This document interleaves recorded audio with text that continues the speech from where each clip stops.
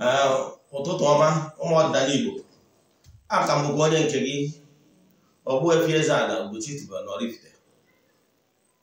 Asị m ka chi taata bụ nkwọ eke ketara anyị ihe ọma ma kepụrụ anyị ihe ọjọọ. Anyị ga-ejere obodo n'ala obodo. Asị m na akakaka ya amaghị na jijiji ya amaghị. Asị m onye chụba anyị ya daa, onye cheche ihe ọ ya eme anyị ya ma onwe. Asị m na ihe anyị eri bịa ihe eri anyị bịakwana. Asị m na igbo n'ihu na anyị egbute mma, igbo n'azụ anyị egbute mma, igbo n'aka nri na anyị egbute mma, igbo n'aka ekpe egbute mma.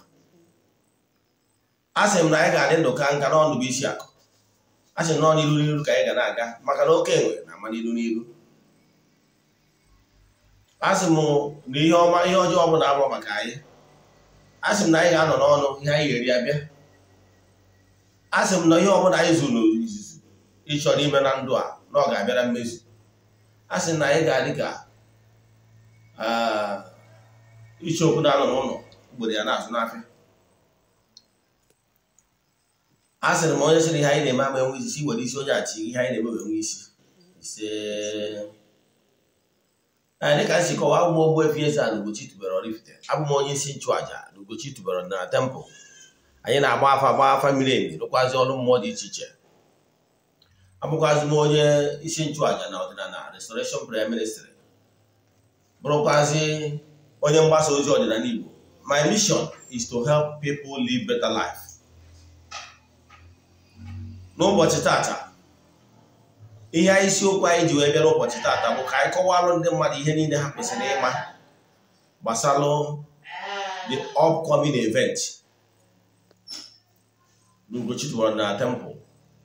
Onye abụ isiokwu anyị ji wee bịa, mana ọ dị mkpa bụ nke mbụ, ọ bụrụ na iso na ndị fọwọdụrụ ya prayer request, ndị sendịrị ego iji wee kwado ya bụ nnukwu event na-abịa n'iru, aja anyị na-achụ kwa ọnwa nke ọnwa Mee. Ndị niile sendịrị ego, anyị sendịgoro ha vidio of the starting day bụ yesterday anyị bidoro ya. Ndị enwetara nke ha yesterday enwetakwara ya this morning.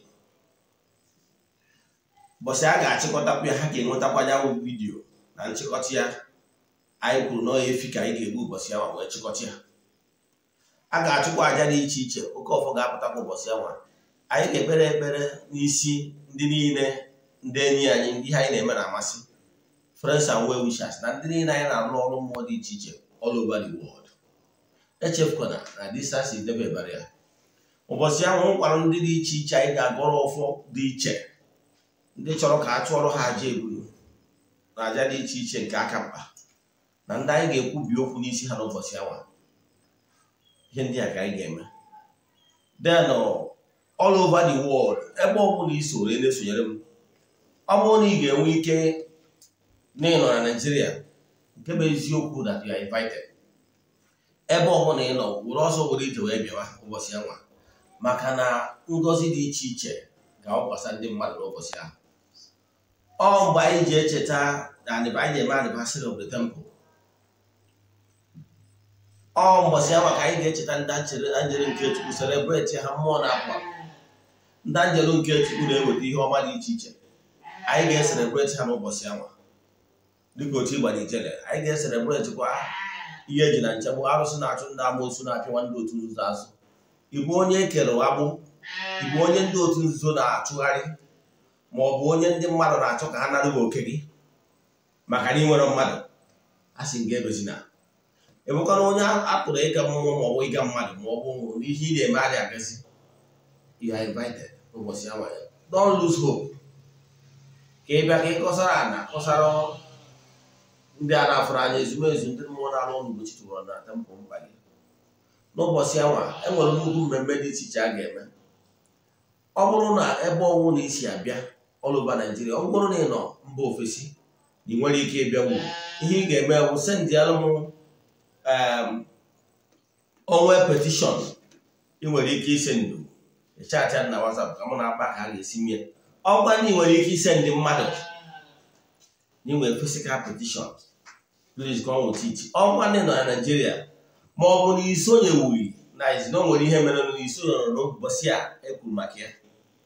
Ihe ị ga-eme ụbọchị ahụ, gbaa mbọ fụ na ya bụ 21st n'ịnọ n'Ugochi tubelu na temple, ka ije na ihe ọcha ebe ị ga-anọ wee yọọ ayịyọ. That ihe ọcha ahụ anyị kpọrọ ya angels field, ebe ndị mmụọ ozi ije ebe ahụ ikpe ekpere. Ebe ụbọchị ahụ a ga-amụnye kandụl anya bụ ọta, ije ebe ahụ yọọ ayịyọ, present ya petition. Then onwezie petition iji edere ede n'ụbọchị ahụ you drop ya, a ga-enwe bucket ya dị that day n'ụbọchị ahụ ebe ya drop ya petitioning. Then onwezie seed iji ka so seed there, then yọọ ayịyọ.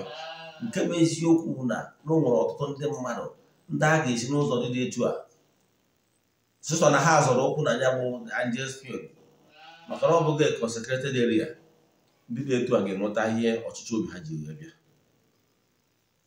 ma ọ bụrụ na ikwenụ. So all over the world, ebe ọ bụrụ na ị nọ ịkụzi n'ọta, esikwara na ị nwere ego, esina na ị nwere ego iji alụ ọrụ mmụọ. Ọ bụrụ na ị nwere ego, ihe mmụọ chọrọ obi tiwara etiwa na obi gbepere egbepere, ị bịa n'ebe dị etu a bịa kụwapụta obi gị.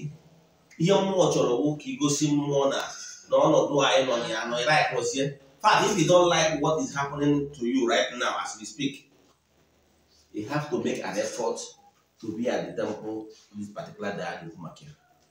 If you don't like what is happening to you, or you don't like the account balance, if you don't like your account balance at the moment, make sure they be. Ebia ihe niile bụ ije na anya bụ ọta je kpee ekpere yọọ ayịyọ ọbụla bụ ayịyọ ihe na-ewute gị n'obi. Nkịta asịsị tụpụrụ ya ọbụla ilo sị hapụzi ya na ọbụla na ndị mmụọ. N'ụbọchị na-etu ahụ anyị ga-ayọ ayịyọ pụrụ nnukwu iche n'oke ọnụ n'isi ndị niile ndị ọnọdụ ha dị ana, ndị ọnọdụ ha na-agbawa obi, maka na adịghị ka ibe na ọ na-agụ akwụkwọ na-agbawa obi. Ndị a na-akpagbu dị iche iche, ndị ekere agbụ dị iche iche, ndị mmadụ na-asọpres ha maka na ha enweghị mmadụ.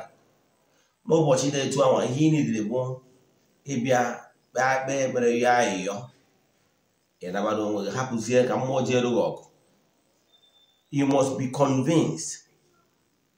And nke bụ eziokwu bụ na if you are still happy with condition ị nọ now that is not palatable, forget it. Mana ọ bụrụ na ọnọdụ ị nọ na kịta you are no longer happy with it and you want something to change, then nwa ahụ gị ụka, make sure you are on this ground that particular day on the 21st. Anything ọbụla around 10 o'clock 11 o'clock in the morning, make sure you are there. Ka ị sonye na mgbe a ga-ebido ya bụ aja dị iche iche, ma aja efi ma aja ebu dị iche iche a ga-achụ ka ị sonye. Ọnwa ndị na all over the world na under the influence of my voice right now, ị nwere ike partake n'ihe keta oke. O depend ya mind. One, you can decide to be a part of that by maybe sowing a seed, or maybe imagine the temple. Were begin tinye na-echọrọ ka iketa oke kwubie okwu facing the east, because Ugochi tụrụ na temple nọ na east. So ebe ọ bụla ị nọ facing the east, wụọ yọọ ayịyọ sị na ị chọrọ iketa oke na aja niile a chụrụ Ugochi tụrụ na temple n'ụbọchị ahụ. If you are in a position of light to light a candle, please do. Why asking for your problem? Why in petitioning? When you hear what you do, light up a candle. If you finish petitioning, then you can off the candle. All over the globe. You are the only one that is limiting yourself. And distance is never a barrier. All over the world, believe me, the power of the Almighty is and he can't about Mana Kembogoro, you must be convinced. Omo na convince you we can to Uru dina, Yaba Jana, to Adana, to Abrajana, to Ogobona. Goma Maba Mono, Ajana, to once his annual event. I just celebrate the consecration of the temple. I can tell you, blessing will flow. Ebe ọmụna ị nọ, sister na nne bịara ebe a bịa zụ okwu na could change a lot of things negative in your life.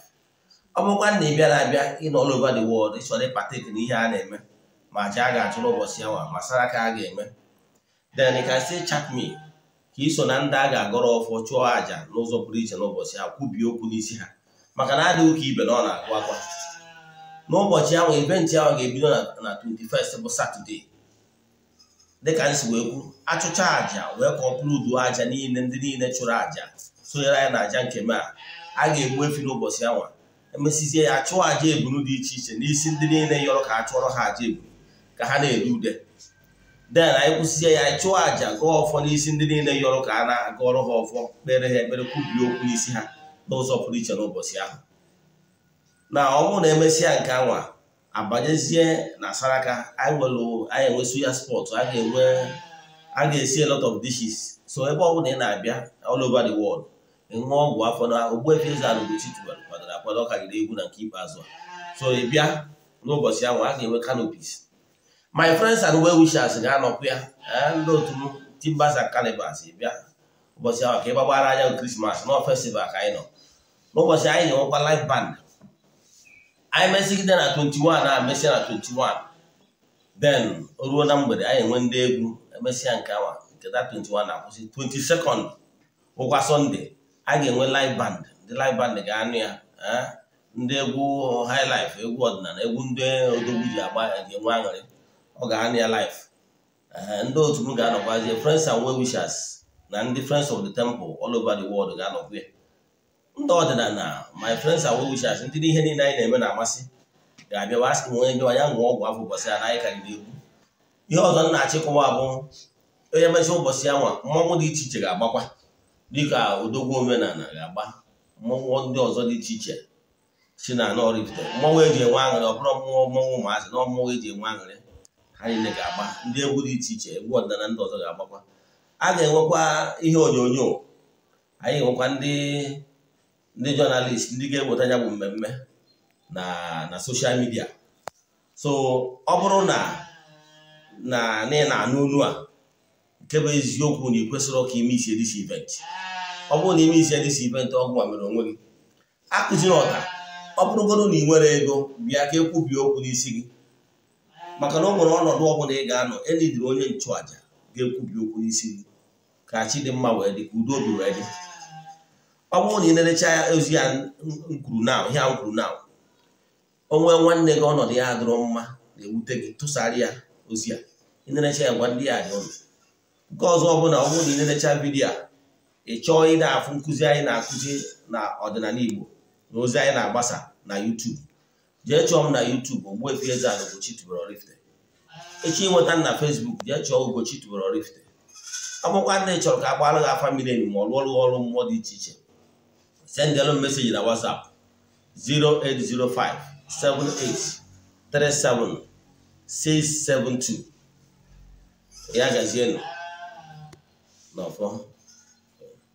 New one, have you started another one?